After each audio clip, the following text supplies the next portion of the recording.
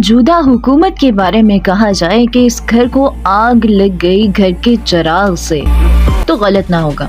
यानी पीडीएम की हुकूमत को अपनी सफ़ों से चैलेंज दरपेश हो गया है। इस बारे में तफसील से आपको बताएंगे, लेकिन सबसे अहम बात यह है कि इमरान खान के खिलाफ आने वाला सुनामी टल गया है।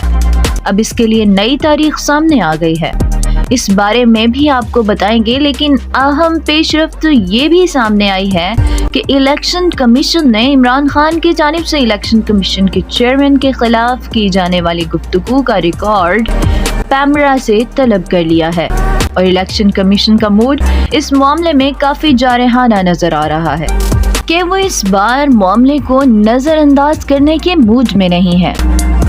अब आते हैं पीडीएम को अपने सफ़ों में दरपेश चैलेंजेस की तरफ। वह यूं कि तहरीक इंसाफ की सफ़ों से बागी होकर आने वाले दबंग रुकने कौमी असम्बली नूर आलम खान को पीडीएम की हुकूमत ने इंतहाई अहम मनसब पर फाइज कर दिया है और आप ये जानते हैं कि इन्हें पब्लिक अकाउंट्स कमेटी का चेयरमैन बनाया गया है।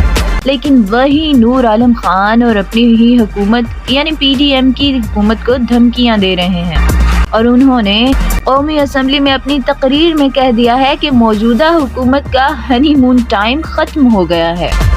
वजीर खजाना क्यों नहीं बताते कि तेल, चीनी, आटा क्यों महंगा हो रहा है। पाकिस्तान में मीडिया के इदारे नूर आलम खान की इस तकरीर को बहुत उछाल रहे हैं क्योंकि ये पीडीएम के अंदर से हुकूमती कारकर्दगी पर बड़ा सवालिया निशान है। नूर आलम खान ने अपनी ही हुकूमत को चैलेंज देते हुए कहा है कि नैब और एफआईए को करप्शन केस भेजने पर कोई पेशरफ्त नहीं हो रही। बताया जाए कि क्या आप लोग पसे पर्दा आपस में मिले हुए हैं? मैंने जितने केसेस नैब को भिजवाए हैं, मैंने जितने केसेस एफआईए को भिजवाए हैं करप्शन के, वो स्लो प्रोग्रेस में हैं, उसमें कुछ भी नहीं हो रहा। मुझे बताएं सर, मैं क्या करूं? नूर आलम खान ने IMF और वर्ल्ड बैंक के साथ मुआहिदों को असेंबली में लाने का मुतालबा कर दिया है। उन्होंने खारजा पॉलिसी के हवाले से हुकूमती नाकामी की तरफ इशारा करते हुए पूछा है कि गुज़श्ता रोज 6 लोग शहीद हुए। क्या वजीर खारिजा बता सकते हैं कि क्या हमारी खारजा पॉलिसी नाकाम है? दूसरी जानिब बड़ी ब्रेकिंग न्यूज PTI की सफ़ों से निकली, जहां इमरान खान की ज़ेरे सदारत इजलास में पहले मरहले में पंजाब असम्बली तोड़ने का फैसला किया गया है, जबकि PTI के अरकान कौमी असम्बली ईवान में दोबारा पेश होकर इस्तीफे देंगे। ये भी तय कर लिया गया है कि PTI की मुल्क में जारी एहतजाजी तहरीक को इंतखाबी मुहिम में तब्दील कर दिया जाएगा।